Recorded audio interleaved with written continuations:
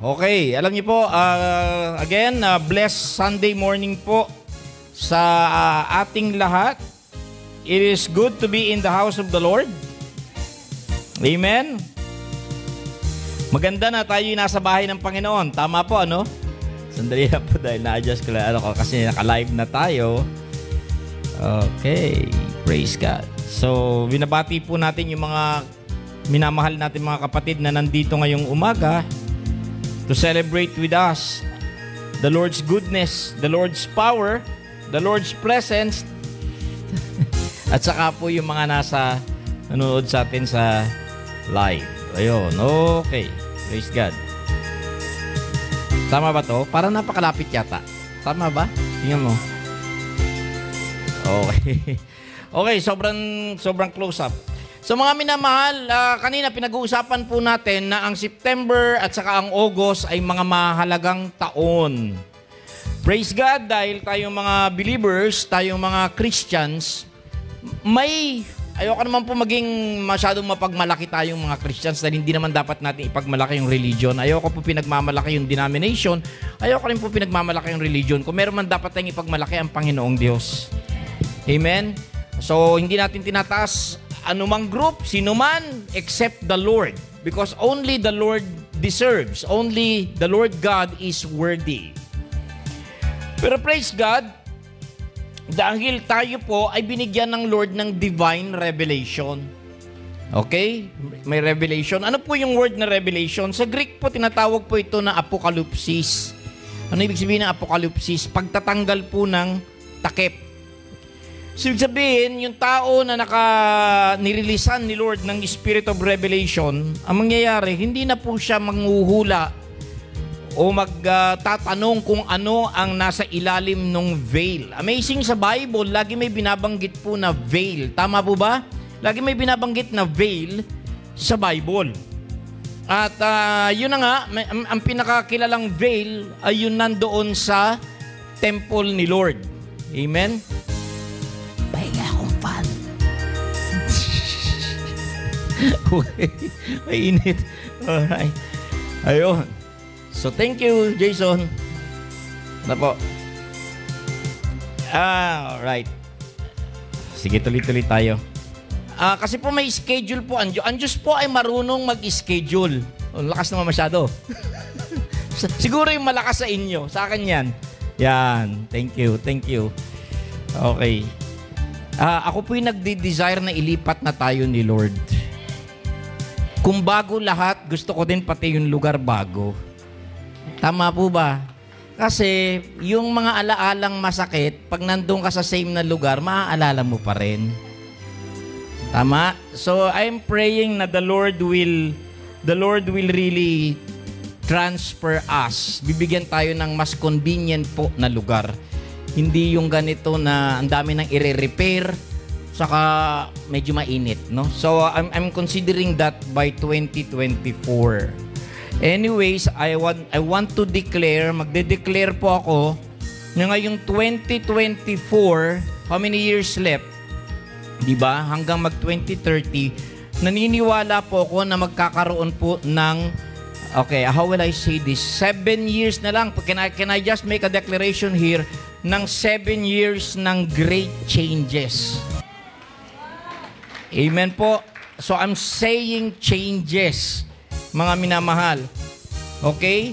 So I don't wanna go into dun sa biblical or Bible numerology kasi alam niyo po yung mga Jews meron po silang long before the alphabets, before words, before letters, ang nauna po ay numbers. Nauna po talaga yung numbers, mga minamahal. Ano po? So mathematics na una bago po yung mga alpabeto.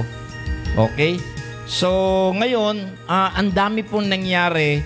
Sabi nga nila August at September, mga ghost months po yun. So ang dami nangyari. Hindi ko nabibilangin kung ano yung mga, pwede natin baguhin yung music. Medyo kulang na kulang kayo sa manpower ngayon. Oo nga. Pwede ko bang i-recruit yung mga young people na? Pasok na natin. Okay lang ba sa inyo mga young people na mag-help up sa media? Kasi nakakaawa naman to. Dadalawa na lang ito eh. Ano po? Praise the Lord. Okay, so next time, maglalagay tayo ng kuwan, no? Praise God. Oh, kasi si Faith naging jack of all trades na eh. Tapos ito si Jason yung assistant niya. So we badly need. I wish na nandoon ako sa Manila dahil Manila po ngayon, ang church sa Manila ngayon is growing, mga kapatid, in numbers. Ano po? So I just pray na sana lang na Manila kasing lapit lang ng Lagindingan para I can have madali ako makahila ng mga manpower. Yung mga gusto pong tumulong, please help us. We really need your help. Kasi po, kulang na po tayo sa kamay ngayon. Okay? Medyo ano yun may sentimento ngayong umaga. Praise the Lord. Pero alam niyo po kasi, kagabi, nagkaroon po ng very unusual eclipse. Ito pong buwan na ito, itong buwan na ito, tayo po ay mag-i-experience ng dalawang eclipse na hindi po normal na eclipse. It's called an annular eclipse. Mga minamahal, annular po. Kagabi, ito po ay nakita doon sa Amerika. Gabi sa atin kasi dito Gabi sa atin. Pero ako ay natulog siguro 2:00 na madaling araw Kasi binomonitor ko din po habang nagpapatugtog ako ng devotional. And I was really in prayer. Kasi po, amazing, bakit to? Kasi yung eclipse na nangyari ay bihira ang itsura kasi ring of fire. Ring of fire po siya. Hindi siya yung totally nagdilim. Ano po? Nung tinakpan ng buwan, yung araw, nag-create po ng ring of fire. So pwede niyo po mapanood yan sa YouTube, mga minamahal. NASA, marami pong mga gumawa niyang kagabi. Kasi sa atin dito parang hating gabi na, pero sa Amerika, patanghali, mga minamahal. Amazing dahil nakita po sa Amerika yung eclipse na yon. So, ang schedule po, ito pa pong eclipse na nangyari, mga minamahal, ay nangyari sa new moon. Alam niyo ba, bagong buwan, kagabi? Mga minamahal. So it's a new moon kagabi. Mga kapatid, new moon. So yung bagong buwan, tinakpan yung araw at nag-create ng ring of fire.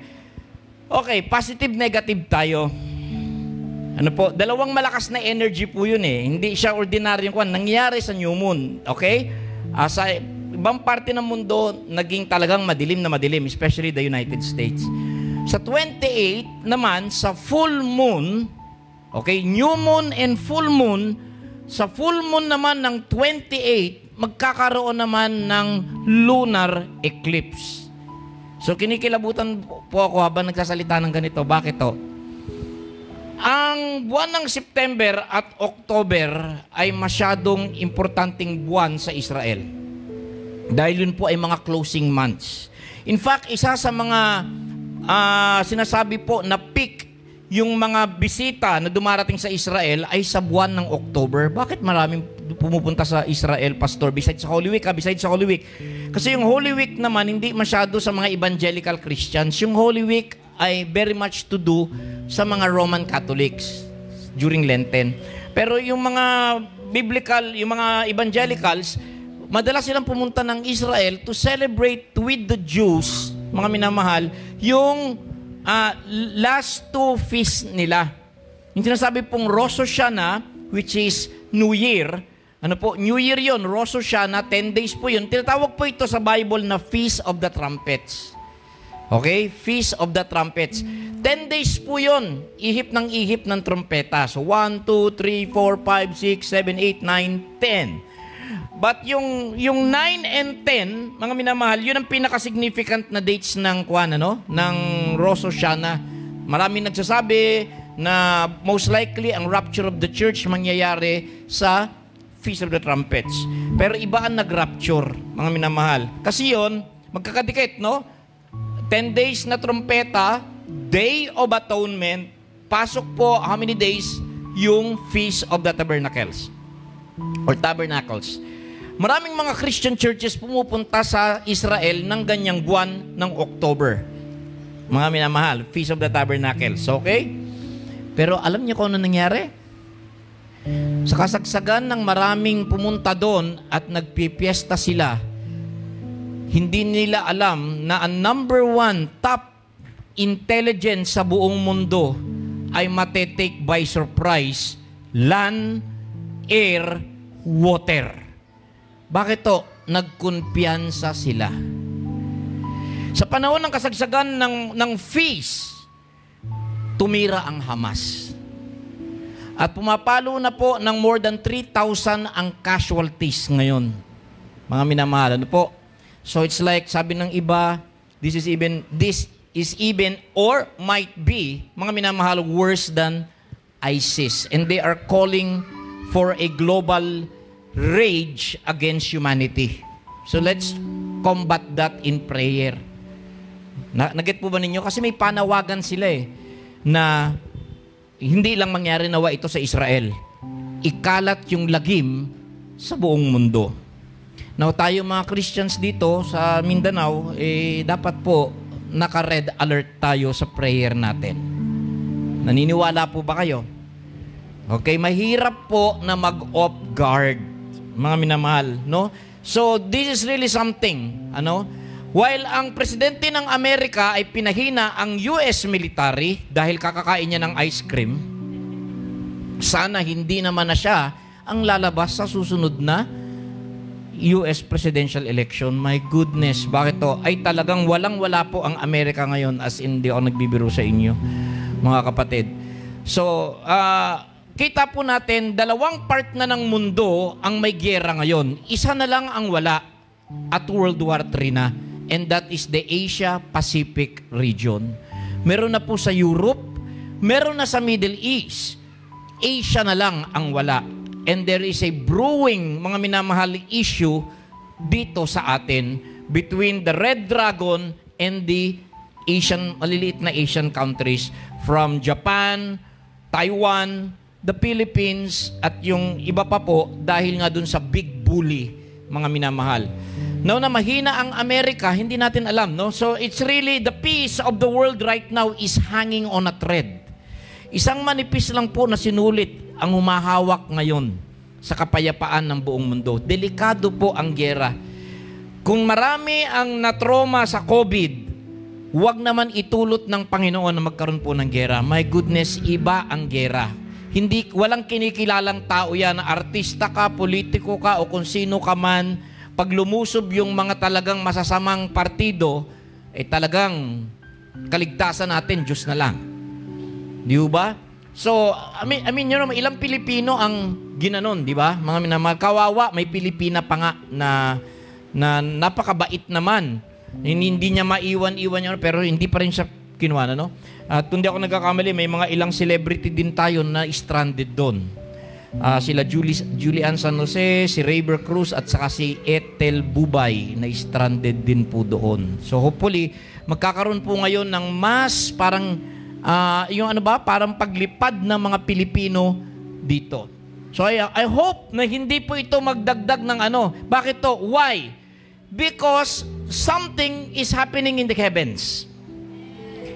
Now, ito kasi ang problema sa theology. I'm not encouraging you na maging astrologers po kayo. Of course not.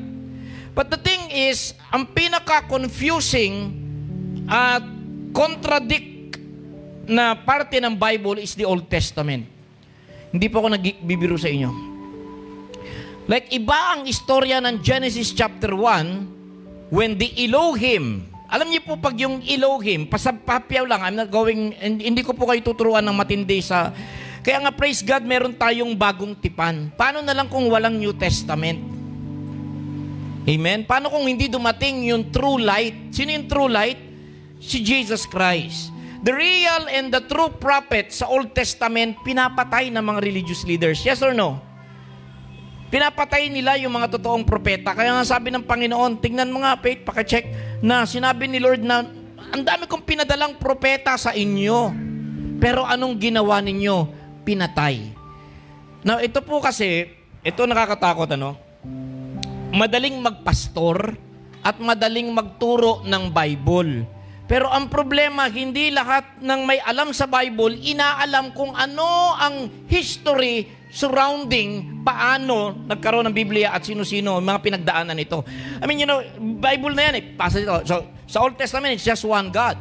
Pero alam niyo po, if you go check the Old Testament, meron pong, doon pa lang sa Old Testament, nagdi-divide na po. May grupong Elohim at may grupong Yahweh only. Doon tayo nagka-problema kay Yahweh. Bakit to? Dahil si Yahweh, mga minamahal, ulitin ko na naman to, si Yahweh, si Yahuwah, o si Yawa, hindi po siya universal. Territorial po siya. Ang gusto niya lang, Israel lang. True or false? Chosen people. Sabi ni Yahweh. Tama? So the rest, galit siya sa ibang mga bansa. Sige, katayin ninyo yung mga nandyan, sagasaan ninyo. Meron pa nga utos na iampas ninyo yung mga birhen nila. Pag umatake kayo, kunin nyo. Kung gusto nyo asawain yung mga birhen nila, go ahead. Iampas ninyo yung ulo ng mga sanggol nila sa bato. What kind of, do you think that's the father of Jesus Christ? Merong isa na kumukuha lang ng panggatong sa panghapunan niya na taon sa araw ng Sabat. E pinapatay na po ni Yahweh. Kaya gusto ko pong pag-aralan ninyong mabuti si Yahweh. Okay? Maliwanag po. Kaya nga sinasabi ni Jesus doon sa mga religious leaders, kung ang Diyos ninyo ay yung Ama ko, hindi ninyo ginagawa ito sa akin. Hindi ninyo kilala yung Ama ko at hindi nyo rin kilala ako. Diba? Sabi ni Jesus Christ, John po ito. Ang Diyos ninyo ay mamamatay tao sa simula pa lang ng panahon. Nung unang panahon pa lang, sinungaling na yon at mamamatay tao. Nakita po ninyo mga minamahal. Alam niyo po, pag pinunit ang isang tela nung unang panahon, lalo sa lumang tipan, okay, yun po ibig sabihin na ang kaharian o kapangyarihan niya ay bumabagsak na. Bibigyan ko po kayo ng mga sample ng mga napunit na tela. Nung tinalikuran na ni Yahweh si Saul, hinabol ni Saul si Samuel. Tama po ba? Okay. At sa paghabol ni Saul kay Samuel, nahawakan niya po yung tela, yung damit. Napunit po yun. At sabi po ni Samuel, ayan o, yan, dahil napunit itong damit ko, pinunit na rin ni Yahweh ang kaharian, ang kapangyarihan mo, hindi na magtatagal. Tapos ka na sa Israel. Okay, so that's it. Napunit eh. Marami pa pong istorya ng mga pinupunit yung tela na ibig sabihin, dinidivide na yung power. Divided na yung authority. Kung di ako nagkakamali, kadalasan yung pagpunit ng tela has something to do sa prediction o propesya na a kingdom and authority or power is about to fall. So that's one case there. Another case, nung nagloko kasi si King Solomon ay hindi sumunod katulad ng father niya na si David. Tama po ba? You know the story of Solomon? Yung mga latter years niya, he went wayward. Di ba? So natulan na naman siya. So yung United Kingdom ng Israel, ako, ang ganda ng pag-uusap natin ngayon about Israel, ano? Nata-timing, ano? Yung UK, yung United Kingdom, yung UKI, ba may UK, may una na pala nauna na UK. Opo, the United Kingdom of Israel, which is made up of 12 tribes. Saul, napunta kay David, and David to Solomon. David and Solomon was the peak. Pero pagkatapos po ni King Solomon, nagkaroon po siya ng anak. Dalawa po yun eh. Mayroon siyang military high-ranking war officer at saka anak. Nahati po yun, pinrophesy ng isang propeta na ang pangalan, kung di ako nagkakamali, Faith, ay Nathan.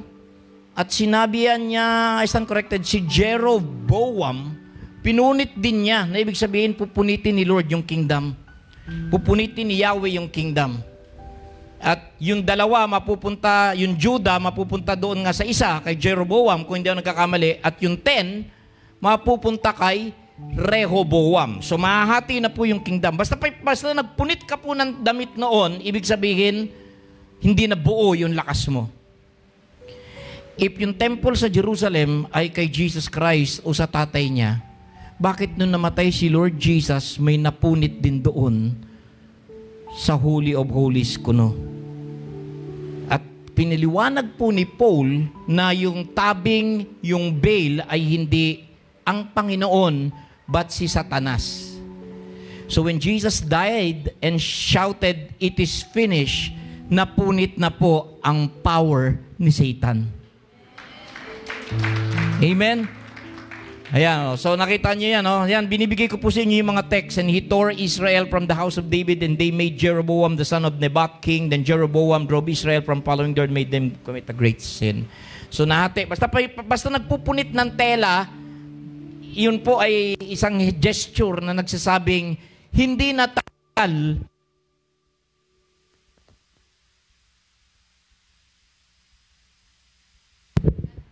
hindi natatagal ang kapangyarihan mo. Okay lang, tanggal, hindi na punit. Ang tawag doon na tangtang. Tangtang, no? Okay lang na tangtang, dili na guba.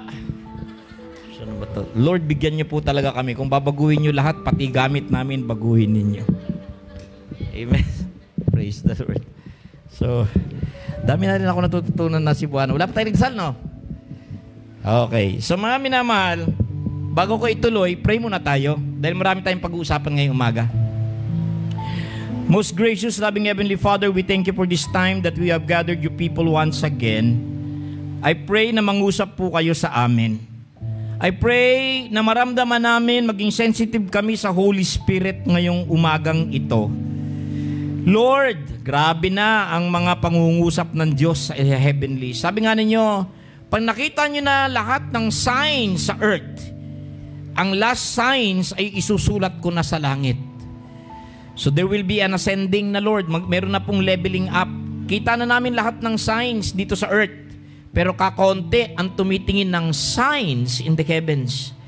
And Father, today we just commit everything sa Lordship at leadership ni Lord Jesus at ng Holy Spirit. To God be the glory. All of God's people will say, Amen. Okay. Now, na-notice po ninyo, mga minamahal, sino nagbigay ng 10 Commandments? Jesus? Jesus? 10 Commandments? Nagtataka lang po kayo dahil si Jesus Christ, nung nagtuturo na ng Gospels, ganito na ang takbo ng turo niya. Nadinig nyo, Tagalog hindi ba't nadinig nyo sinasabi noon? Pero sinasabi ko naman sa inyo ngayon. You have heard of old, but now I say to you. I think dapat pagka magiging preacher ka ng Word of God, ang unang-unang intindihin natin, ang pinopromote natin ay si Jesus Christ. No other name but Jesus. Yes? Kakaisa po ba tayo doon? So there's only one name. Not 2, not 3, not 4, not 12, not 100. Only one name. Jesus. At kung disciples tayo na later on magiging apostles, well, normal naman, disciples ay mga called, hindi called na malamig, mga tinawag ng Panginoon at pinili. Listen magsabi ng amen yung mga disciples dito. Ang mga disciples ay tinawag at pinili ng Panginoon to follow Jesus and to learn Jesus. So we have to learn what? Hindi ba sinabi ng Panginoon na learn the Bible? Learn me. Amen? Jesus Christ is not only the teacher, but He will be the subject and the book ng entire course. This is a course. Sabi ni Apostle Paul, this is a course. I have finished my course. Amen? So, saan siya tinawag? Tinawag siya ng Ama na maging apostle ni Jesus Christ. Hindi po tayo pwedeng maging apostles na hindi muna tayo naging disciples. We have to learn first. We have to be trained first before the Lord sends us out. The word apostles means apostolos, sent out, pinadala. Kaya nga ang sabi ni Lord Jesus Christ, as my Father has sent me, even so I send you. Amen? Now, para hindi maging masakit sa isip yung discipleship and taking it like a course, why not think of it as a call to fellowship. Amen. Amen. This is a call to fellowship. Kasi minsan pag sinabing, hala, pasok tayo sa discipleship course, merong pros and cons. Merong nagsasabi na, yes, go ako dyan. I'm more than willing. Go ako dyan. Pero meron magsabi, paano yan? Matanda naman ako. At hindi na ganun kabilis yung utak ko para pa mag-aral. Now listen, mga kapatid.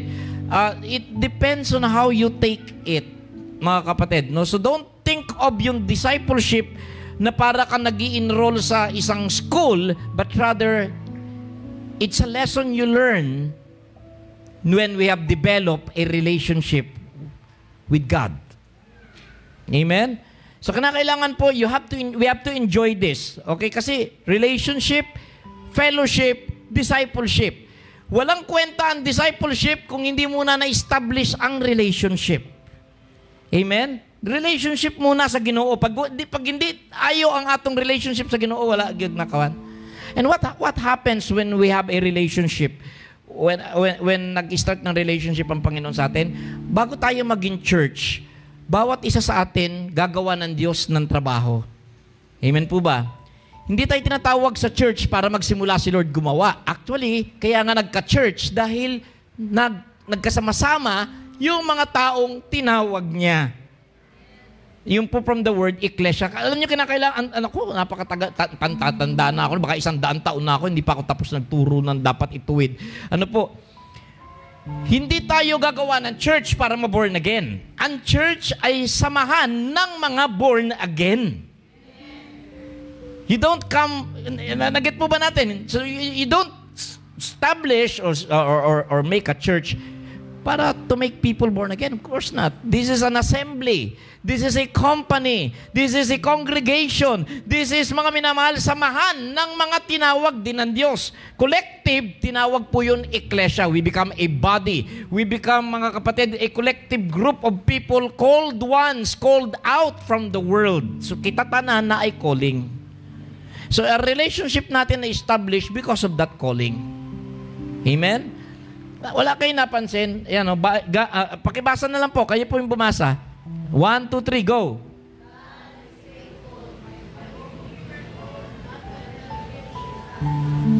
Okay, para hindi masakit yung discipleship, yun po, unang-una isipin natin na it's a calling from God to fellowship.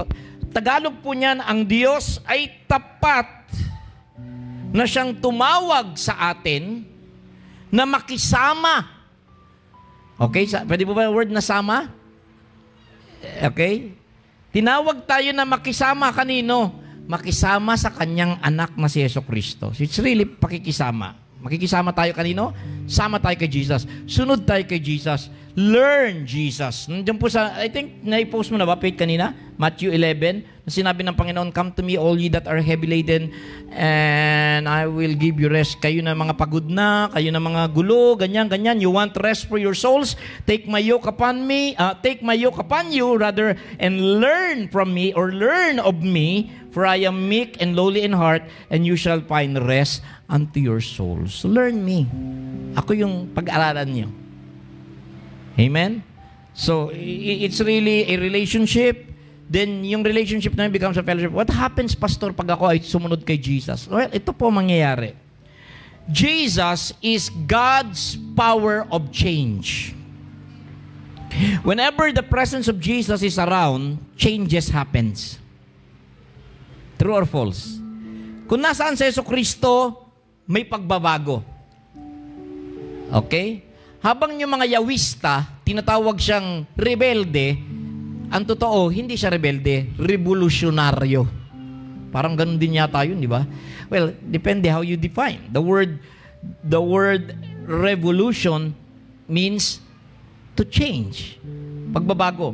The first miracle of Jesus was changing water into wine. Na-notice ko lang po na si Jesus Christ ay opposite sa lahat. Totoo po, hindi. Totoo po. Bakit? Yung oras na dapat hindi natutulog, tulog siya. Di ba? Yung bagyo, tulog. Bakit ka natutulog? Ang lakas ng bagyo. Di ba?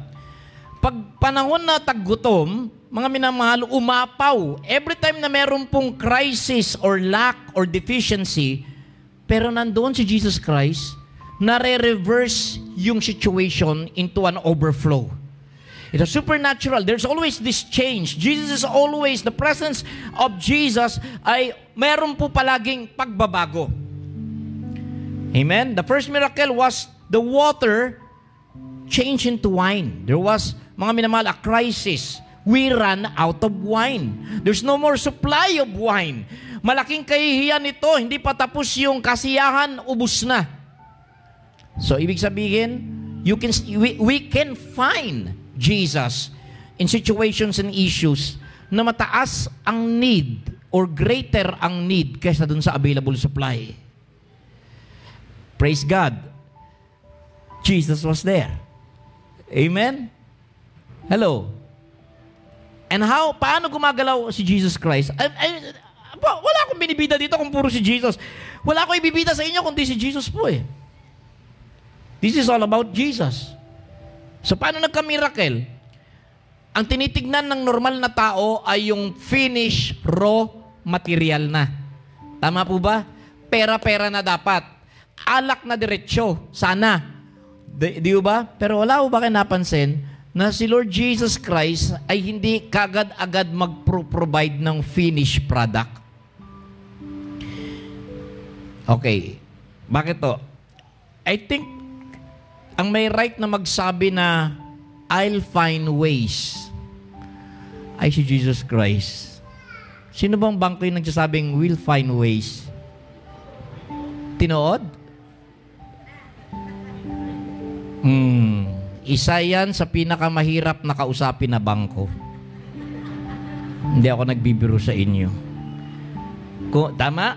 Kung sa bangko, sa mga approval, sa pagdadaanan mong proseso, isa yan sa pinaka-stricto. So, good luck. Kung totoo yung sinabi nilang will find ways. Opposite, no? Ganyan naman sila eh, mga minamahal. Yung department store nila na malapit na lumabas, ay, kilala ko na espiritu ng mga to, kaya mga dragon ito eh. Alam mo, galawan nila, hindi yan mauuna. Kilala ko yung espiritu nila eh. Kaya nga yung founder niyan, yung pinakampuno niyan, si SY. Kilala niyo po, no? Si Mr. C. Di ba? Mr. C. Okay lang kung Mr. C. Masama kung Mr. C na may tan pa. Sino ba yung head pastor mo? Pastor ko, si Pastor Sitan. Ay, hindi naman, kabaliktar naman. Pastor Tansi. Hindi ko alam kung coincidence po yun, pero nakakatakot naman. Dami naman kaya pwede na laging Silim o Tanlim, di ba, o Wong, pero yung Sitan or Tansi, nakakatakot, balibaliktarin nyo, yung pa rin ang labas, dragon eh. Now, na-notice ho ba ninyo, pinag-aaralan ko yung galawan nila eh. Wow, ina-aaral talaga, no? Bakit to?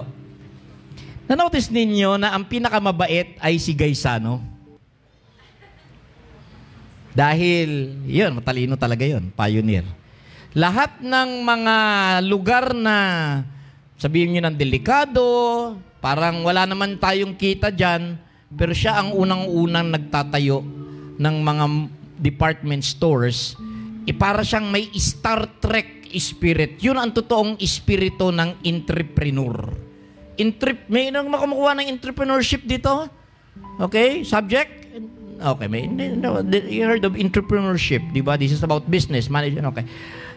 To enterprise. Di ba? Mag-i-enterprise. Define the word enterprise. Risk is to go. Okay. Alam niyo po, isang sikat na science fiction movie ipinamagatang Star Trek.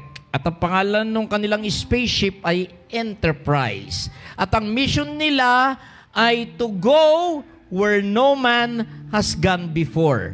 At kung meron mang tao yon, si Gaisano yon. Then susunod kay Gaisano, si Robinson. So si Gokong Wei. True or false? Maniwala po kayo sa mga lugar na batang-bata pa po ako nung nakapunta ko ng Davao. At ang unang-una lang makikita ninyo, Davao, Iligan, Cagayan, sa mga magsisimula pa lang mag-boom, nandun na ang Gaisano. At susunod si Gokong Wei. Nasan si Sitan? Si Sitan, may style. Hindi siya mangunguna. Alam niyo yung style niya? Pararamihin niya muna yung isda doon sa lugar.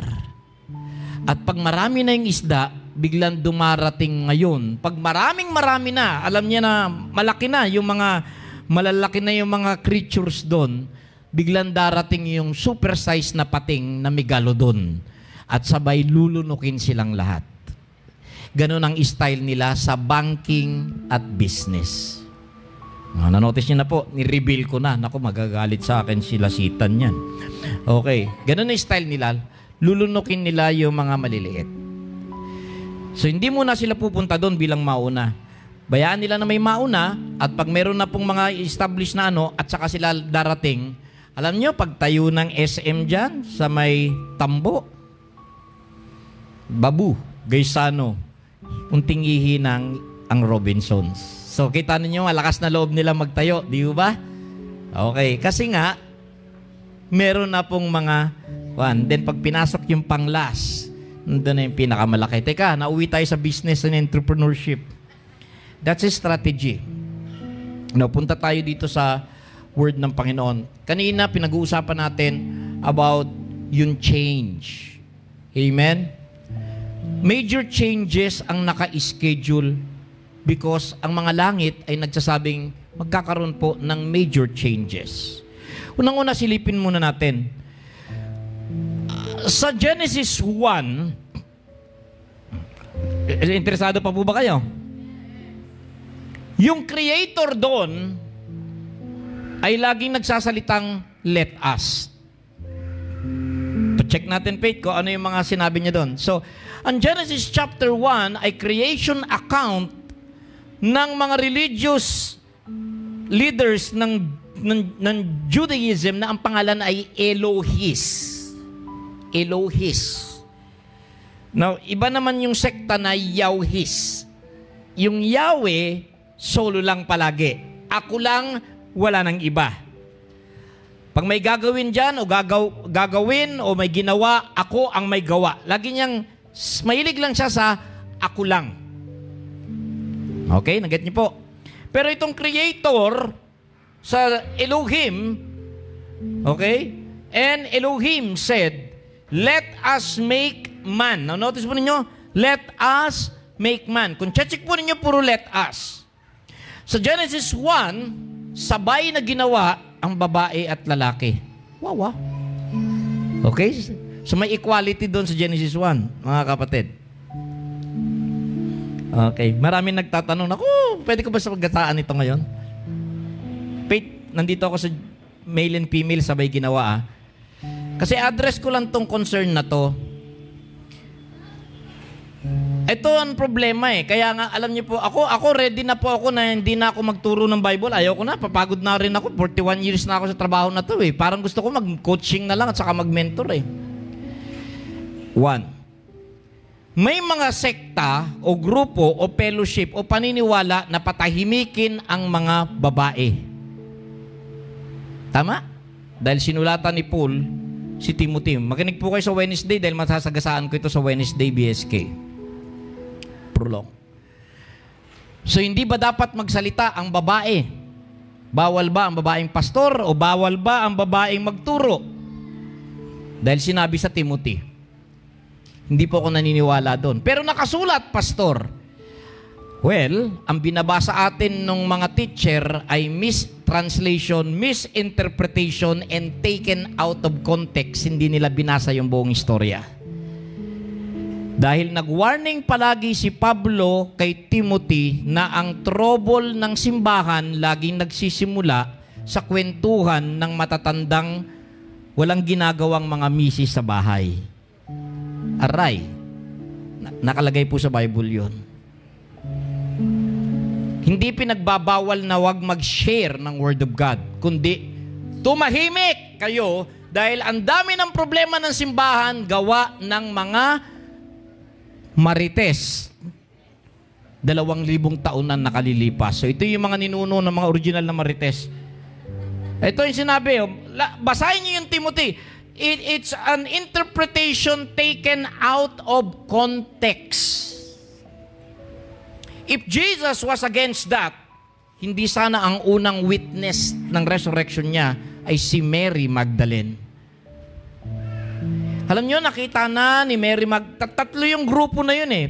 Peter and John tumakbo. The last na tumakbo was Peter and John. Grupo sila, pero yung grupo ng mga Maria na yon ay nagtakbuhan pa uwi nung nasalubong nila yung mga angels. Okay, grupo sila ng mga Maria. This is the tamang istorya. Grupo ng mga Maria, sinalubong ng mga angel, sabi, bakit nyo hinahanap yung buhay dyan sa mga patay? Wala na siya. Yun, no? So, yung grupo na yun ng mga Mary, nagtakbuhan sa tuwa, sa excitement ba, sa thrill. They only saw angels. May nagpaiwan. Hindi tumakbong kasama ng ibang group. Nagpaiwan siya dahil hindi siya kumbinsido sa sinabi ng mga angel. Ayaw niya yung mga angel. Gusto niya talagang makita si Jesus Christ. Yan, tinuro na ba ito? Hindi, no? So, takbuhan. So, sino yung babae na nagpaiwan? Si Mary Magdalene. Hindi siya sumabay dun sa iba na, yes! Nabuhay, nakakita tayo angel. Hindi. Siya po, umiyak siya ng umiyak. She remained doon sa may garden tomb. At si Jesus ay may importanteng trabaho. Bakit to? Dadalhin ni Jesus Christ ang buong paradise sa third heaven. Nakita po ninyo? Yes? Dadalhin ni Lord Jesus yung mga souls at yung paraiso sa third heaven.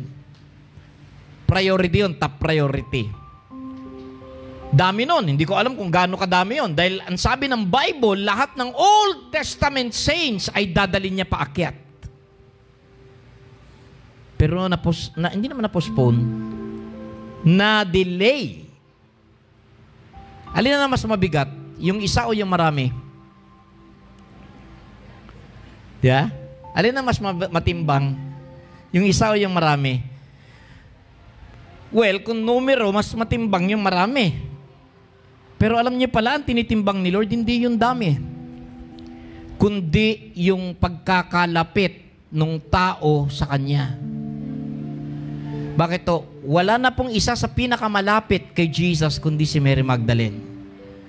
And because of that bitter weeping ni Mary Magdalene, nagkaroon ng konting slight delay yung pag-akyat ni Jesus. Sabi niya, ba't ka umiiyak, Mary? Sabi niya, kasi baka ikaw kinuha mo yung katawan ng Panginoon ko. Hindi pa siya sold out. Hindi siya na-convince sa sinabi ng mga angels. Sana ganun po tayo kay Mary, no, na na-bless lang tayo dahil sinabi ng mga messenger.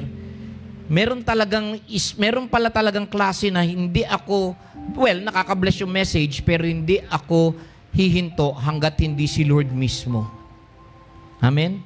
So si Mary Magdalene, sabi niya, Miriam, pagtingin po niya si Jesus Christ. Gusto niya nang hipuin si Jesus, tama po ba? Pero sabi ni Jesus, sa salitang Kastila, noli me tangere. Yun po yun eh. Noli me tangera. Tangere. Muntik na maging mura. Noli me tangere. So sabi niya, wag mo muna akong hipuin. Not now. Bakit? Hindi pa ako nakaakyat.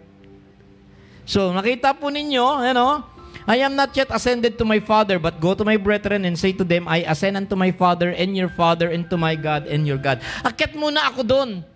So, nakita po ninyo, nakakaiyak po na eksena ito. Ako naiiyak ako. Bakit to? Dahil kahit gaano pala kalaki ang top priority ni Jesus, pag may isang malapit na umiyak, hihinto siya. Sabi niya, delay lang to. Bakit? Special sa akin itong tao na to. Amen? So, seek na maging close kay Jesus Christ. Amen po ba? O, yan na. Istorya doon, no? Now, iwanan po natin yan. Mga minamahal. So, nailipat yon.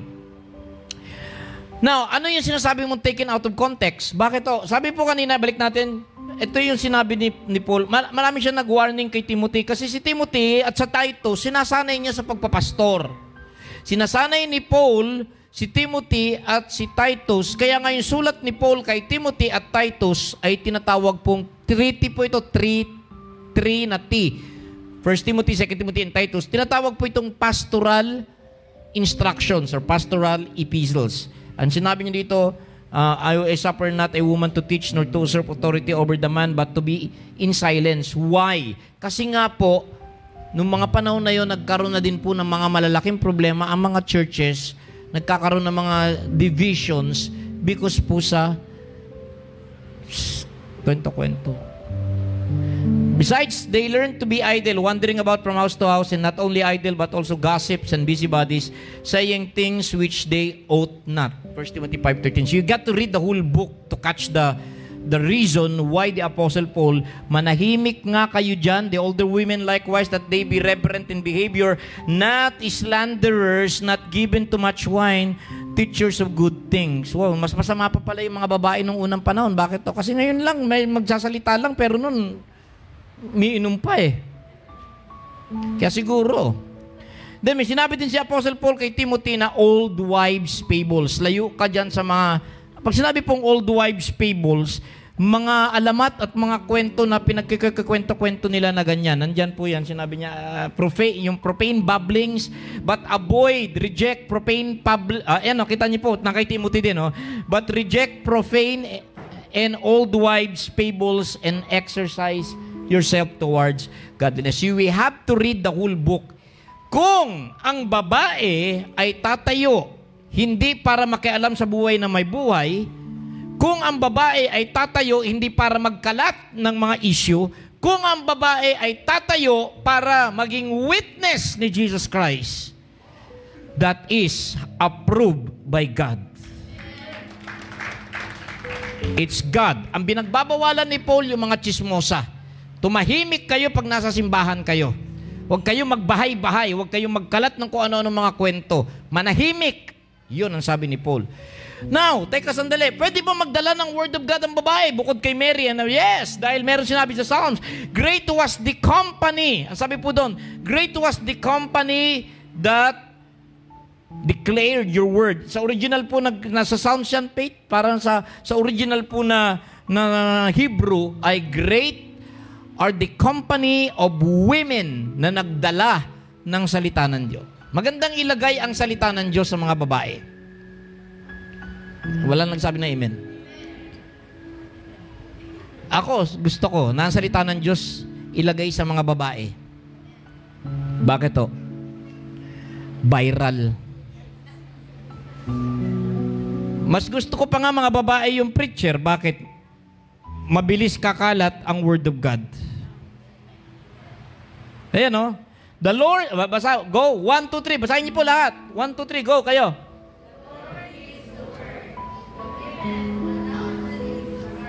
Oh, the women who announce the news are a great host. Yeah, marami sila. Puro mga kababaihan na nag-share. So please, gusto ko lang malaman ninyo na ang church po natin hindi nagbabawal sa mga sisters and mothers na mag-share ng gospel. Go share the gospel. That's okay. Not gossips, just gospel. Okay? Now, let's go back. Balik tayo dun sa word. Change. Major changes are coming. Okay, Genesis 1, ito yung sinabi. Ano una? Genesis 1, let there be light. Genesis 2 was amazing when Elohim was creating, sa creation ni God, He was always dividing. The first creation is the light. Pero sinabi ng Bible, and God saw the light that it was good. And He divided the light from the darkness. And He called the light day and the darkness night. So nakita ko po na lagi may separation na ginagawa si Lord. First day of creation, it's a separation of light and darkness. Now, ang sumunod, mga minamahal, was another separation. Parang kung may papalitawin si Lord, may separation na ginagawa. Ano po yun? Let the waters, di ba, be gathered in one place, and God divided the waters beneath and above, and let there be an air space in between, so that the land may appear. You read second, so, okay. Yun na po. So, separation ng land and water from water, separation ng light and darkness. Now, day 3. Sino pa nakakaalala? Day 3. 1, 2, 3. What's the next? Yan o, ganda. Walang kodigo. Yan, walang kodigo. Magtatanong ako sa inyo po, ha? Ano nauna? Heavenly bodies o garden? Yung flora? Or the botanical kingdom? Ganda na. Ha? Ano kaya nauna? Bago nilagay yung mga bituin sa langit. So, hindi ginawa ni Lord araw, kasi yung araw sa 4th day pa. Yan na yung unang ginawa sa 1st day. Mga minamahal, it's not a physical light. It's the light of Jesus Christ. It's the spiritual order, mga minamahal. Wait a second. Alam niyo po, kung may light, may order. Yes or no? Bakit ko nasabi na God hindi niya kinreate si Jesus Christ, but He was just like saying, let there be order. Why? Because the whole thing back then was in a chaotic and desolate state. Naalala niyo? And the earth, harits, tohu, wavuhu. Ang nakalagay po doon, harits means the earth. Ang estado ng earth nung bago yon was in mess. It was a mess. Walay beauty, walay form, walay shape. It was chaotic, magulo lahat. And God said, let there be light. Let there be order here. Praise the Lord. Amen? Okay, now. May sumagot na ba dun sa tanong ko? Na ano na una? Halaman o heavenly bodies? Day 3. Let the earth bring forth grabe, grass and every green tree and herb yield. Day 3 ba to? Tama ba ako? And the evening and the morning were the 3rd day. Woo! Grabe. Now, this is the order, no? Day 1, order. Day 2, light, water and land. Day 3, sabi ni Lord, gusto ko yung lupa puno na ng mga halaman. Pero di ba, imposible naman mabuhay ang halaman na walang araw, ano ho? Tama, ano ho? Merong ilaw doon, hindi, not necessarily yung araw-araw, kundi yung ang Panginoon, yung presence ni Jesus Christ, yun na nagbibigay po ng... So, ito kaagad, light. Na ano naging resulta? It was an abundant earth. Ang ending nito was an abundant earth. Come on, everybody say abundant. The creation of God is an abundant world. And I want to speak abundance in your life. It was an abundant, mga minamahal, but there was an order to come up with abundance. There will be no abundance kung walang order of the light. Kung wala yung order ni Jesus sa ato, walay abundance. John 10:10. I am come that you may have life and that you may enjoy it in abundance. Jesus Christ is abundance. Amen? You believe that? Okay? So pwede sabihin niyo po, I have Jesus. Come on, I have Jesus. I have abundance. Kasi nandun eh. Now, what's next? Land and water. And air. Mga elements po ito. The first was the light, the order of Jesus Christ. Then sumunod po ay elements. Everybody say elements. These are the 3 elements na importante, mga minamahal for life in abundance. air. Bakit kailangan ng air? Para ma-divide yung water above and yung water beneath. Alam niyo po ba kung bakit hindi magdikit yung tubig sa taas at saka tubig sa baba? Because there's an air space. And because of that, sabi ni Lord, let the dry land appear. Amen. So parang tatlo po ito. Holy Spirit, Word of God. Ano yung Word of God doon? Tingin nyo. Ano ang Word of God doon? The water. Ano ang Holy Spirit doon? The air. Sino yung una? Si Jesus Christ. Si Jesus Christ, then yung Holy Spirit, then yung Word of God. And ano yung earth? Ay, isip-isip. Si Jesus, si Espiritu Santo, si Salita ng Diyos, at tayo. Tayo man yung earth. Ano dapat ang ginagawa ng earth?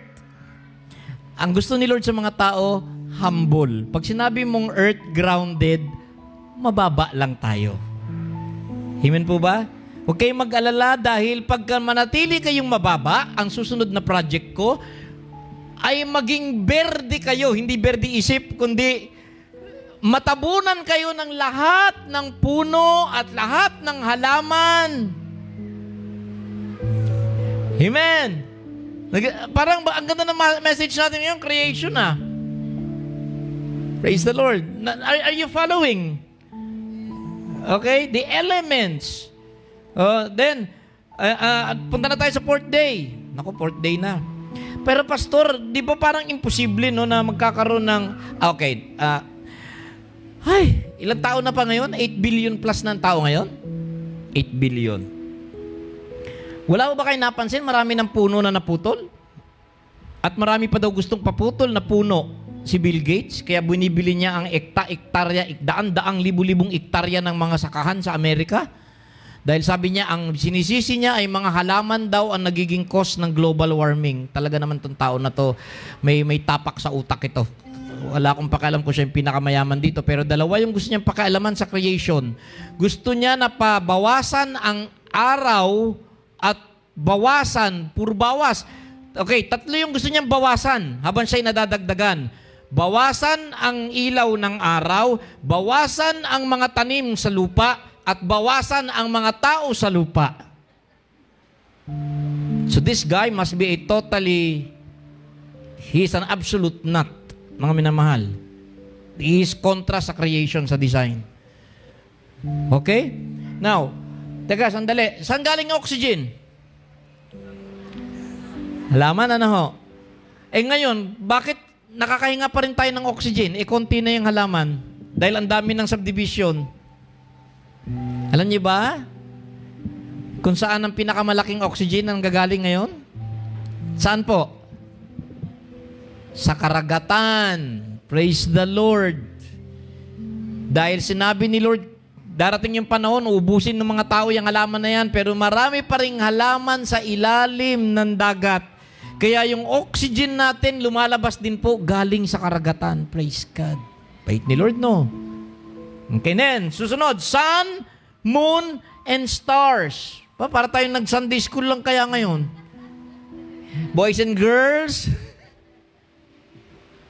Hindi, ako po sinasabi ko po ito kasi meron pinasanabi si Lord dito eh. Si Elohim to Elohim. Sino sila dito? Hindi isa. May kausap siya. Tayo. So ako, jump na ako na Ama, Anak, Espiritu Santo yan. Hindi pa si Yahweh dyan. Wala pa si Yahweh. Si Yahweh papasok sa chapter 2. Magsasarili siya. Ha? Opo, magsasarili siya. Gagawa din siya ng sarili niyang tao.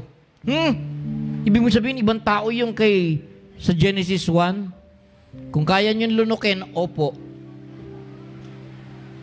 Di ba si Adan dapat? Ito po yung sagot. Magugulat po kayo sa Old Hebrew, ha?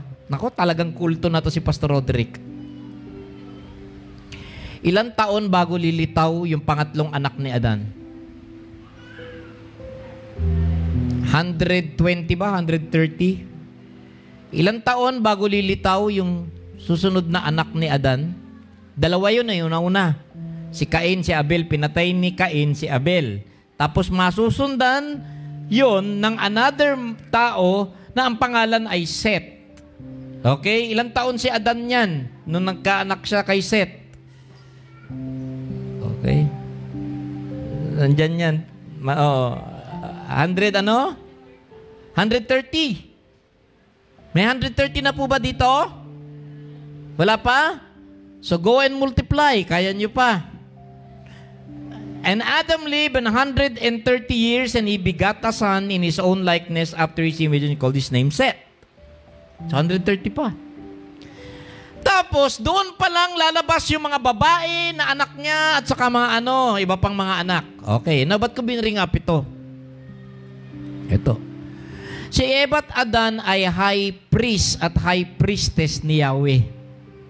Sa isang exclusive area na ang pangalan ay Eden. Ang Genesis 1 ay walang binanggit na Eden. True or false?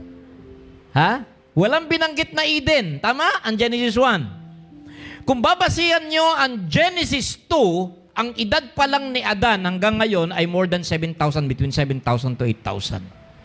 Pero magtataka po kayo, bakit may mga syudad at sibilisasyon na ang edad ay 10,000, 20,000 at umaabot pa sa Old Ice Age? So, ibig sabihin, kontra ang Biblia sa science. Ang Biblia, magaganda ang turo, ang science, hindi nagtuturo, nagbababa ng ebidensya. Sino ang mabigat dyan? Ginugulo ko na pa ba isip nyo? Okay. Ibig sabihin, meron pa? Yes. Saan? Wala ko ba kayo napansin? Na si Cain ay takot na baka daw may makakita sa kanya. Babasihan ko na si Cain. Napatay niya na si Abel. Sabi nung Yahweh, galit ako sa iyo. Wala ka ng lugar na mamanahin. Buong buhay mo, takbo ka lang dito, takbo dun. Maggala-gala, lag-lag ka lang dyan sa yuta. Ay, lag-lag. Yan, sabi ni Cain, paano yan? Teka sandali. Paano yan kung may makakita sa akin? Ang buhay lang naman si Eva at Adan. Maghahantay pa tayo kay Seth saka sa mga kapatid niya. At siguradong papatayin nila ako. Nakita niyo po ba? And it will happen that anyone who finds me will kill me. What is he talking about here? The lion? Pag nakita ko ng leon, o nakita ko ng ahas, o nakita ko, anyone who finds me will kill me. If that does not answer your another issue, nakapunta siya sa isang syudad o isang bayan at nakakuha ng asawa doon.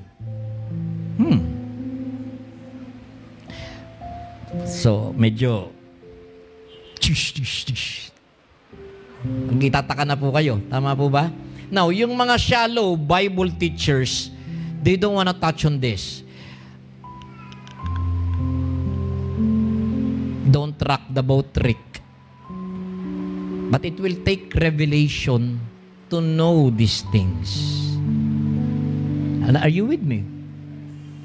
Sandali po. Basahin nga natin Matthew 1. Nako, guguluhin ko na naman talaga utak ninyo, mga minamahal.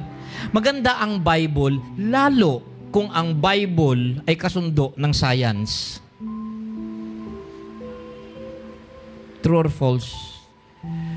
Problema, it's not about the lack of faith. Sasabihin natin sa mga nasa science, kayo mga scientists, you lack faith. Sasabihin naman ng mga scientists sa atin, we don't lack faith. And how about you, religious people? It's not an issue of lack of faith. Lack of evidence. Wala kayong maipakitang mga ebidensya. It's all theology. Bigatan na po. Medyo iba na yung mga mukha ng mga tao ngayon I'm not saying the Bible is not true. It is. But we need deeper wisdom. Gikan sa Amahan o kay Jesucristo o sa Espiritu Santo so we can rightly divide the word of truth. Ito yan, para dito yan. Ito yan, para dito yan. Ito yan, para doon. Yun. Nakuha niyo po ba, mga minamahal? Hello?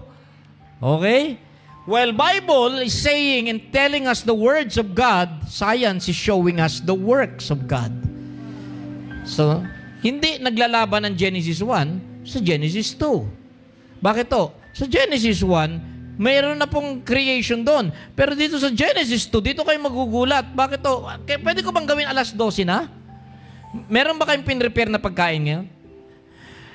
Here, Genesis 2, ginawa si Adan at malungkot. Tama po ba? Okay. At ang sumunod, ginawa yung hayop. Gumawa si Yahweh ng mga hayop at inilapit kay Adan. Teka, sandali, pastor. Naguguluhan na talaga ako eh. Kasi kay Yahweh, it's only Eden. But the Elohim is the whole cosmos. Now, are you catching the picture? Jesus is not going to save all people, but Jesus will only save His people. Di ba?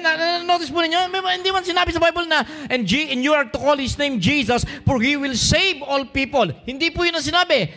Jesus, He shall save His people. So, ibig sabihin, may mga division na.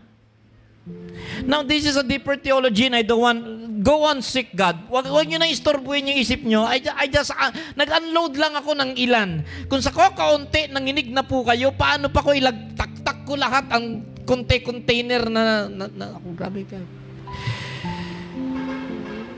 So, sa Genesis 2, si Yahweh lang. Sa Genesis 1, tatlo sila.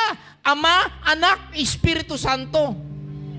Sabay nilang ginawa yung babae at lalaki doon. Dito, iba ang order. Dito sa Genesis 1, inunan niya yung mga hayop. Tama? Sa Genesis 1, inunan niya yung mga hayop. Inunan niya sa 5th day, after ng creation ng sun, moon, and stars. Ginawa niya sa 5th day, isda at mga ibon.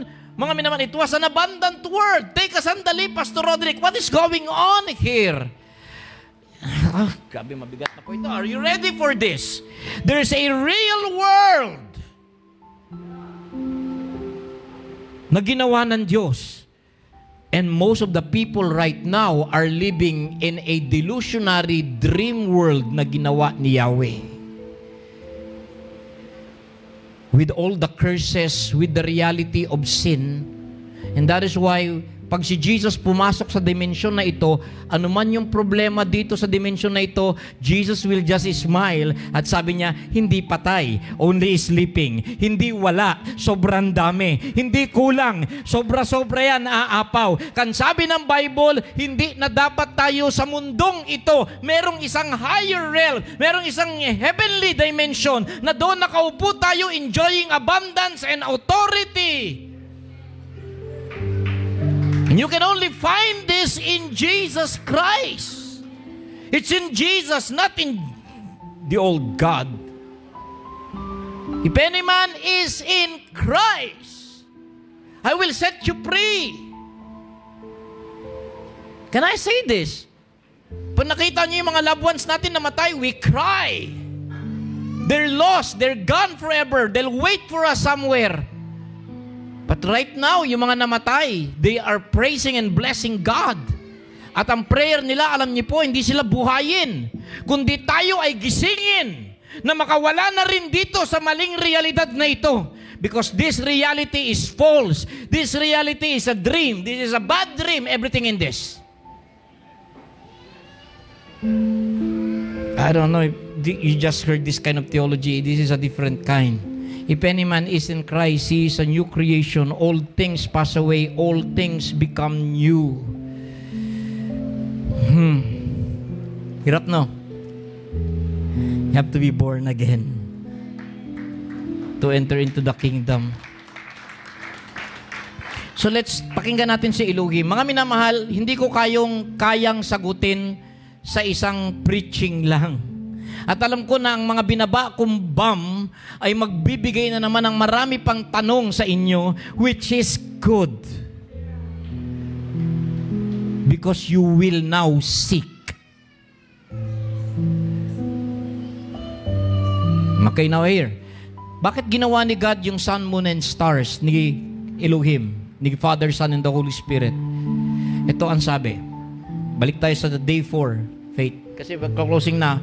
Gusto ko i-relate yung nangyayari. The heavenlies, sa buwan na ito, October, I just wanna say this.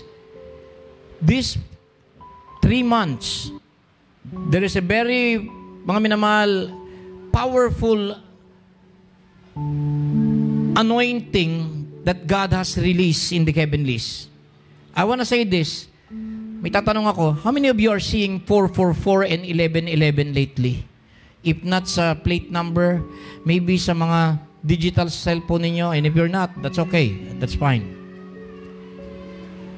Pero medyo, bakit every time ako tumitingin, bakit nata-timing na 1111? Bakit nata-timing na 444? Well, sa akin po, it happens to be all the time. Why? May sinasabi po si Lord sa ating lahat. The doors are open. The gates are open. Kung titignan po ninyo, dalawang powerful energy, dalawang ruler ang nag-combine ng enerhiya nila kahapon. Dalawang ruler. Can I call this ruler? I'm not saying these are literally tao na kita, but power in the heavens. The sun and the moon. Check natin yung Bible. Okay. Wait, balik tayo sa day 4. Are you still with me? Mga minamahal, ikuan ko na to, binababa ko na ng todo kasi I won't be seeing you for the next 2 Sundays. 2 Sundays lang naman. I'll be back. Promise. At may tatanong ako, gusto niyo ba may Christmas party? Wala. Kasi kung magki-Christmas party tayo, gusto ko sana first Sunday ng December. Kung wala, di na New Year na lang. Papibisito daw. Okay, then, God said, let there be firmament, or let there be lights in the firmament of the heavens to divide the day from the night. Alam niyo po, ayoko po sabihin sana ito kasi marami nanonood sa atin dito eh. Hindi ko lang alam kung ilan yung mga nakaka-follow sa atin dito. But I love you. I love this church. Kasi lahat ng secret ko binababa ko sa inyo. And I'm not kanang convincing you to believe me. I am pushing you to seek. Now, check natin po. Let there be lights in the firmament of the heavens to divide the day from the night. And let them be for what? Let them be. Gagawa tayo ng mga lights dun sa langit. Let them, sabi, be for signs and seasons and for days and years. Amplified mo pa nga yan. Lagay natin sa amplified. Kaya natin gagawin yung mga yan. Okay? It will be signs and tokens of God's provident care and to mark the seasons, days, and years. Sa ibang version pa na, sa original po nito, this sun, the moon, and the stars ay ilalagay ko dyan para maiparating natin sa mga nandyan sa lupa ang mensahe natin. At teka, sandali. Di ba sa Yahweh religion, bawal yun? I'm not talking about the Elohim. This is Elohim. Pero pagdating mo kay Law of Moses, sa Yahweh, yung Yahweh na, the Yahweh character, wag na wag kayong titingin doon. Now, tignan natin kung may sinabi si Jesus Christ. Kasi si Jesus ay wala doon sa Yahweh group. Si Jesus ay nandun sa Elohim group.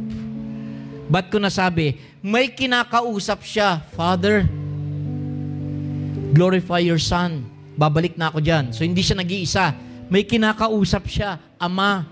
May mas mataas sa akin, Ama. May nagpadala sa akin, Ama. May sinusunod ako, Ama. Babalik ako sa Ama. At pagbalik ko doon, ipapadala namin sa inyo naman yung isa. So, Nakita niyo na po, wala si Jesus sa Yahweh group. Si Jesus ay nasa Elohim group. Because pag humayo kayo, bautismuhan niyo silang lahat sa pangalan ng Ama, ng Anak, at ng Espiritu Santo. Amen po? Are you still with me? Ako yung puno. Yung ama ko yung nagdidilig, nag-aalaga. Kayo yung sanga.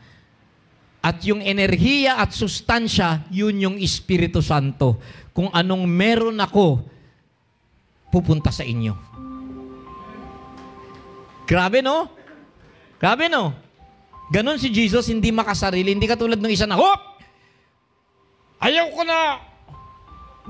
ko na may iba kayong kinikilala dyan, ha? Ako lang. Ganon na. Siloso ako. Alam niyo, kung siya lang naman talaga yung Diyos, kanino siya magsiselos? Kung ikaw yung isang lalaki sa balat ng lupa, sabihan mo yung misis mo na, pagbantay kay ako'y siloso, ha? Sabihin siguro na misis, okay ka lang? Kulang yung tao dito, eh. Kanino ka magsiselos? Kay Doggy? Kay Kitty? Wala, di ba? Sabi may pinagsiselosan siya. He wants to keep people blind. That one. Dahil ang sabi niya, huwag kayong titingin sa mga bituin. Pero tignan natin kung si Jesus Christ ay tumutugma doon sa Genesis 1. Dahil nung ipinanganak siya, may mga matatalinong tao, ang pinakaunang mga tao na nag-worship sa Kanya ay hindi mga taga-church, hindi mga nag-aaral sa Bible school. Ang nag-worship sa Kanya ay mga nagbabasa ng bituin.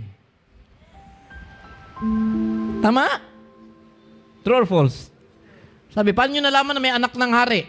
May hari na pinanganak. Sino may sabi sa inyo? Sabi ni Herod. Sapagkat nakita po namin yung bituin niya sa langit. No, paano yun? Huwag kayong sumunod sa bituin actually. Actually, yung bituin ang sumusunod sa mga anak ng Diyos. So you don't follow the stars. If you're a child of God, the stars follow you. Amen? Dream world. Pangit yung trabaho ko. Dream world. Kulang na yung pera nyo. Dream world. Ang taas ng bilihin. Dream world. May sakit ka. That's only a dream. Wake up and Christ shall give you light. Ano sabi ni Jesus? No? You're healed. You're okay. You're well. You're blessed. Not that you don't have, you have. But sabi ni BDO, sabi ng ATM, sabi ni China Bank, ito na lang yung account ko. Hindi ko naman sinabi sa inyo na the bank shall supply all your needs according to your statement in the ATM. The Father shall supply all your needs according to His riches in glory. Through Christ Jesus, you can do all things. You have to renew the mind. You have to adapt to the new program. You have to renew the mind. So sabi ni Lord, gagawin natin itong mga stars na to. So day ka na, okay, close na po.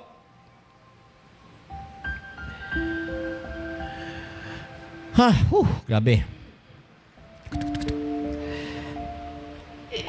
Itong year na ito, ang pinakamaraming heavenly activity. And it has just started. So we have a very unique solar eclipse na nangyari sa new moon at magkakaroon ulit ng Pastor, close na.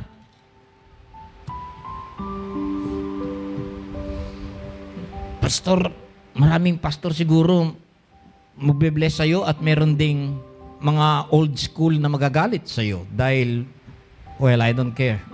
I'm not a pastor, I'm a wise man. Di ba? Yes, I am a pastor, but I rather be called a wise man. I am still a pastor. Pero gusto ko matawag na wise man. Sabi ni Jesus, bago siya bumalik, there will be a sign in the heavens. Ang Revelation ay may mga signs sa heaven. Ang Matthew, Mark, Luke ay may mga signs sa heaven. At sinabi ni Lord, look up, for your redemption draweth nigh.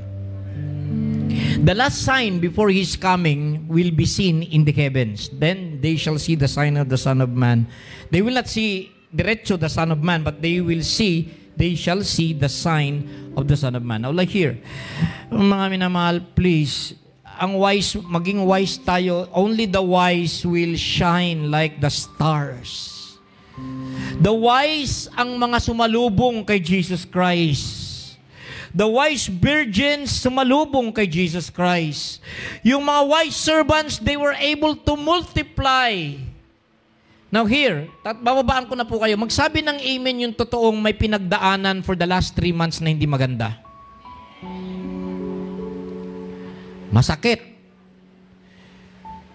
There will be a series of changing events. Now here's the order. How will I know if I am on God's side or the world's side? Mga minamahal, ito ang sistema ng Diyos. Sa Diyos, mauuna yung iyak, sakit, pait, pain, tanong, mga problema, if you may wanna call it, or something na that will break your heart or shatter your mindset, mga minamahal. Yun ang order. Mauuna yung madredrain, hindi ko naman gamitin yung word na madadaya. Basta, mauuna yung mga heartbreaking situations. Yun ang mauuna. Then, what follows is a major miracle. That's the order of God. Now, here, have we learned from the story of the Jews lately? Yes. Meron silang, ewan ko, there's something about sa September and October. The people are calling it Ghost Month. But here, I wanna just say this. The dimensions, all dimensions are open. Alam niyo po, nung unang panahon pa, nag-align niya mga planeta na yan, pag nag-align niya mga heavenlies na the sun, earth, moon, stars, etc. These are no ordinary scientific phenomenon. It will take a huge, enormous, immeasurable amount of celestial energy para po sa mga movements na yon. So, I mean, I'm talking about solar, gravitational, electromagnetic, lahat ng klaseng enerhiya ay release. But the most powerful energy na nirelease ng Ginoo, itong last year, itong half year na, is the energy of change. The last 6 months natin, I'm not going to I'm not going to count from January to June, but from July to December. Now, gusto niyo ba ng propeta? Ayaw niyo? Ito yung kwan eh. Alam niyo po, nung una, gustong-gusto ko ng mga taga-Iligan kasi gusto nila ng prophetic. Hindi pa po nawala sa akin yon. Here's the prophetic. From July to December, hatiin natin. The first 3 months, July, August, September, ay heartbreaking. Okay? Nakita ko si Nanay Auring doon. Di ba?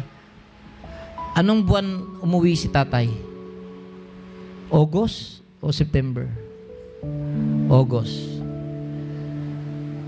May mga disappointments. May mga breakups. May mga nag-pass away. May mga breakups. At may mga high expectations na yun na, nakawala pa. That's all gonna happen sa first 3 months. July, August, September. What happens in October? Sa October, gagalawin lahat ng mga heavenly bodies. Sabi ni Lord, I will shake. Haggai, tama po ba? Come on, yes? Is this biblical? Yes. I will shake. I will shake. Not only the earth, but the seas. We have been warned. Israel has been warned prior sa attack ng Hamas. When it happened, Israel was not in bitter mourning or weeping. All of Israel was rejoicing because of feast when the attack happened. Ibig sabihin, mga minamahal, wala ko kayo na-notice na the changes, naku, ang ganda nito eh. Alam niyo, dapat ko talagang tapusin na to. May communion pa, aalis pa ako, ang dami ko pang gagawin, pero but because of you people, I want to share this.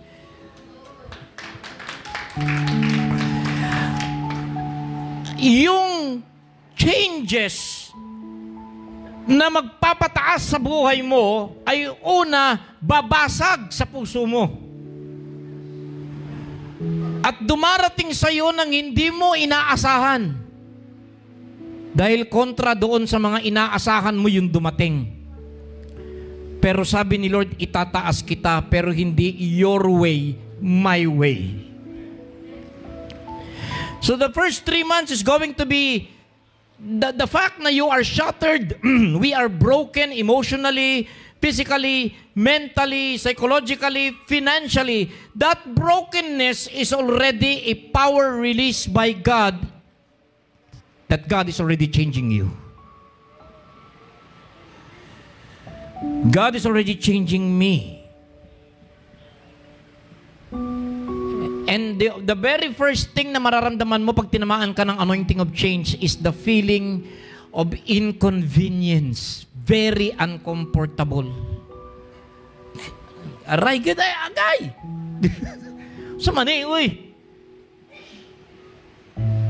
Bakit ganun? But that's the first 3 months. And here's October. Okay, are you with me? Sino ang nakapagsasabi sa akin na nauna yung lungkot sa buhay nila? Financial need. Relationships. But something happens. A release of double energy ginawa ni Lord sa langit. And it's going to change your situation. Magsisimula ngayon na magbago ang takbo ng pangyayari sa buhay ninyo.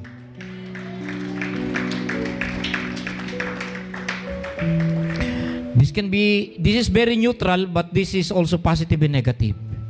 Yung mga wow, hi, at bless, at masayang-masaya, medyo hindi maganda yung nangyari sa langit. Because the change will cause the opposite. Pero yung mga umiiyak, nasaktan, nawalan, na-disappoint, na-prostrate, a change is coming.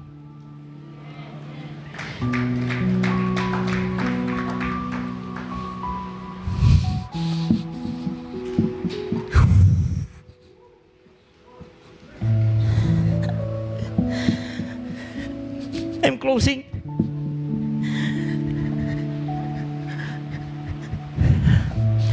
Therefore, the redeemed of the Lord shall return and come with singing unto Zion. Thou hast turned my sackcloth. Sabi nga doon, yung mga may mourning into joy. Travailing may endure for the night, but joy is coming in the morning.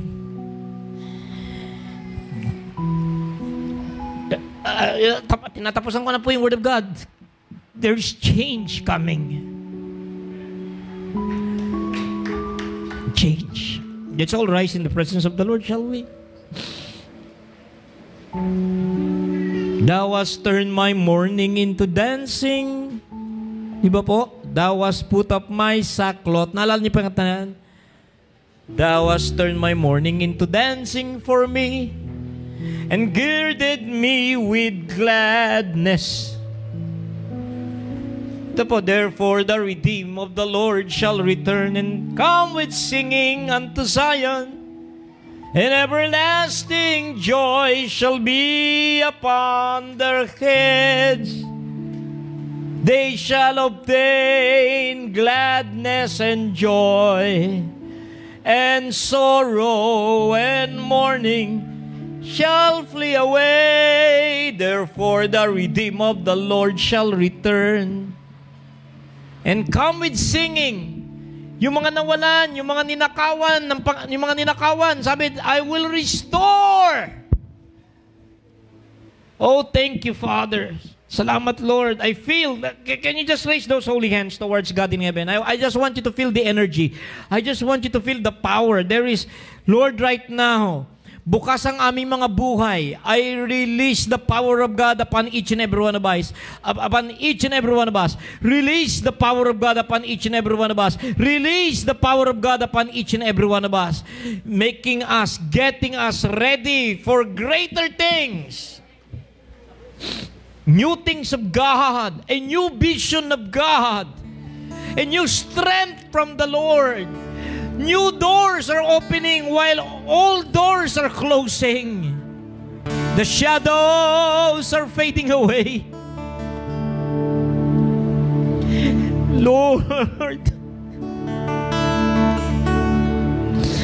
thank you, Jesus. Thank you, Jesus. Thank you, Jesus. Hindi kami magiging biktima, Lord. Hindi parte sa heritage at inheritance namin ang shame. We are destined for glory, Lord. Thank you, Lord Jesus. Release that anointing, Father. Salamat. Pwede natin i-ready yung communion. Naramdaman niyo yung power ni Lord? Relax lang po kayo. Makakapansin po kayo, dahan-dahan may mga changes na mangyayari sa buhay ninyo po. There will be a series of change, mga kapatid.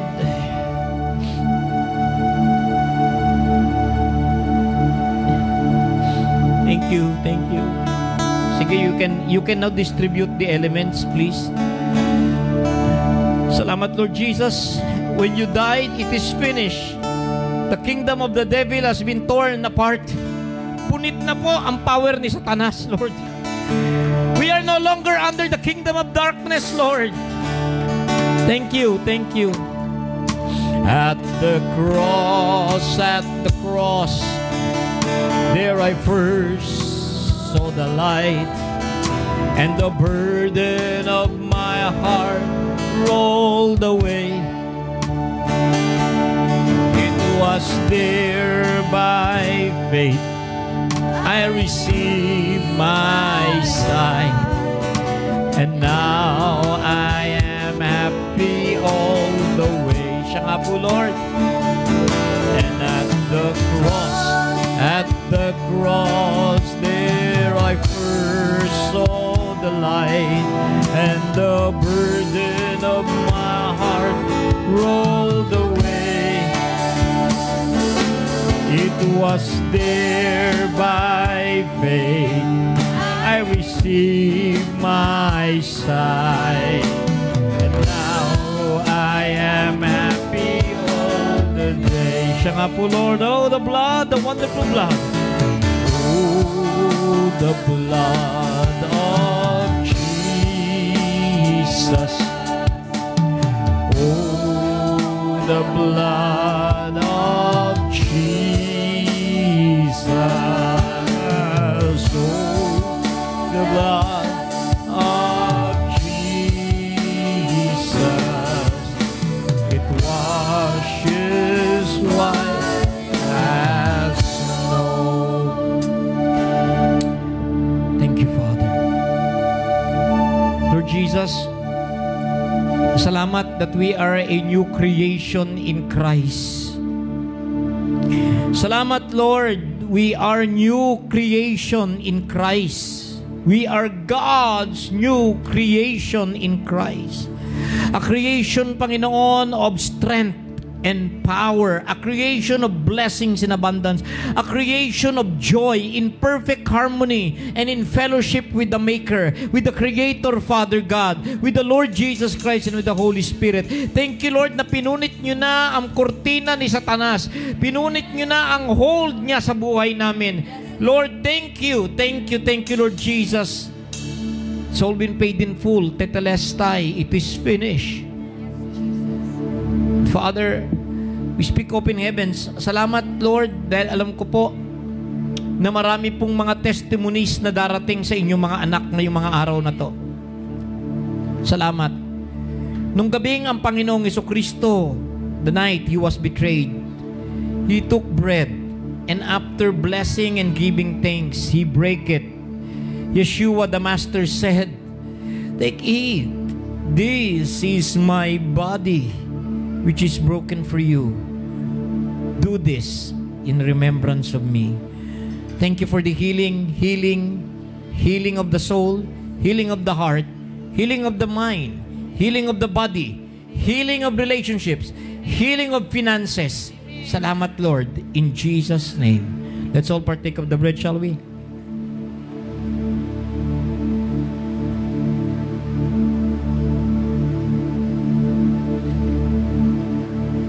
After the same manner, the Lord Jesus Christ also took the cup, and when they had supped, blessed it and said, "This cup is now the New Testament in my blood. Do drink this in remembrance of me." Brethren, let us all be reminded that every time we exercise this gesture of faith, we really are expressing our strong faith in Jesus, that He died, He rose again, and will soon return in glory for us. Let's all drink of the New Testament cup and receive the blessing of Jesus Christ. Salamat, Lord. And now, let the weak say, "I am strong." Let the poor say, "I am rich," because of what the Lord has done for us. And now, let the weak say, "I am strong."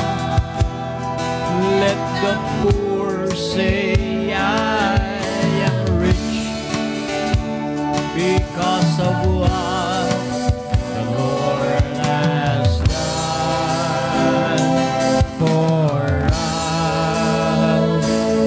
Amen. Okay, you may be seated in the Lord's presence. Salamat po sa lahat ng nag-join sa atin online. Salamat sa mga nag-share ng kanilang mga testimonies. Isa na nga sa nag-testify, nakarelate ay si Sister Miles. God bless you. Now, we're gonna be praying, kasi nung first Sunday ba, naipag-pray lahat na may mga birthday? Wala. So, tawagin ko lahat na may birthdays ng October celebrants. Lahat ng birthday ng October. Okay? At pagkatapos po noon, ay tatawagin ko po, okay, lahat muna na may birthday. Wala? Jason, sino pa? October. Bro, okay. Si Brother Patilan. Brother Billy, October ka pala. Nako, gumalaw kaya ang mga kalangitan. Nanay, si Nanay. Okay. Ate Ting, October ka rin? Wow! Praise the Lord. Sister Sonia, October. Praise the Lord. Yan daw ang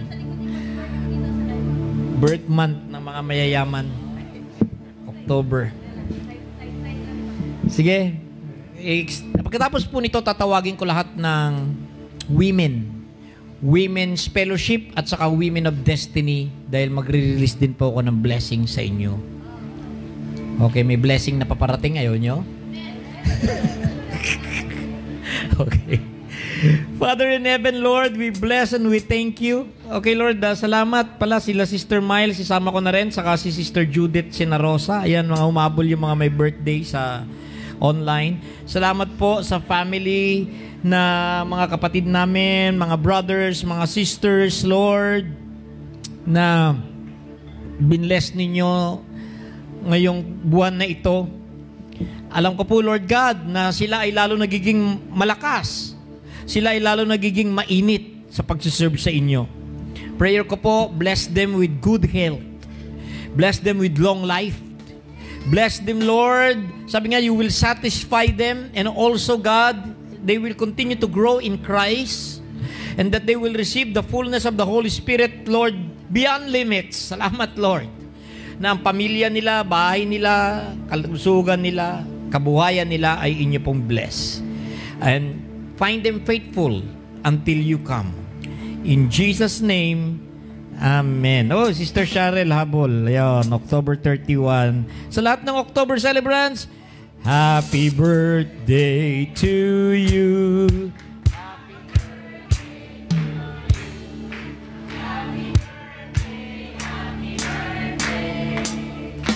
Happy birthday.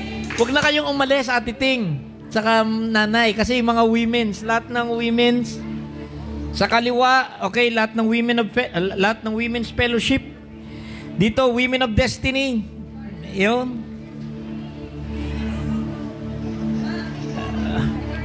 Bakit pare-pareho namang women siya? Anong pinagkaiba? Ito pong Women of Destiny, very much ito involved sila sa worship at saka sa more on sa hardware part ng church, sa mga services na Ang Women's Fellowship, okay, sila po ay committed sa Word of God. Ito sila sa pag-reach out ng mga souls. Evangelism, intercession, visitation. Dito sila, more on software, spiritual services. Ito po, more on sa hardware. Okay? Meron pa bang gusto mag-join na women's? Lahat na ng babae. Si Mami Feli, pati Sister Kitchen, halika. Lahat na po kayo kasi may nararamdaman ako eh. Lahat na, kahit wala kayong Women of Destiny, Women's Fellowship. Hoy, di ba mga babae, mga nanay, mga sister? Paano ang bahay? Paano ang pamilya kung wala kayo? Paano ang church kung wala kayo? Paano ang mundo kung wala kayo? Amazing. Kasi, this is the great company of women. May malalaking blessing na darating. Magpapasko na, sa inyo ibibigay. Pahingi naman kami. Okay? Sige. Okay. Father in heaven, Lord, nagpapasalamat po kami sa mga kababaihan. Tinawag nyo sila. Lord, there is Panginoon, undescribable, hindi po ma-describe na uniqueness ng design at purpose ni Creator God sa mga women's. Lord, walang magandang universe kung hindi balanse ang enerhiya. Salamat sa feminine energy. Paano kung puro masculine lang po kami? It will be distraction. Salamat may mga taga-balance. Salamat mayroong nag-a-assist, taga-check, at higit sa lahat nag-beautify. At kung paano sila ginamit, Panginoon, ni Ama, na nagpapaganda at nagbabalanse. I can hear the word beautification and balancing. The word is being released sa mga women. The word beauty and balance. That's your ministry, women's. Beauty, balance, put them together spells blessings. So Father, I just release them, ang mga nanay, mga sisters namin, ingatan nyo sila, samahan nyo sila, sanctify them, make them holy. Ang mga lakad nila, walang maaksidente, lahat ng lakad nila maganda. At salamat, Panginoon. I just release all kinds of blessings sa women in Jesus' name. Amen. And amen. And amen. O, pati yung mga nag-join sa amin sa online. Ayan, ang dami nagsabi. Sister Mary Ann sa La Union, Ilocos, Sister Jenny ng Cebu, lahat ng babae na nandito, sana nandito daw sila. Nire-release din namin yung blessing sa inyo dyan. Kaya wag na kayong mag-desire ng sana all dahil ito ay para sa all. Okay, God bless us all.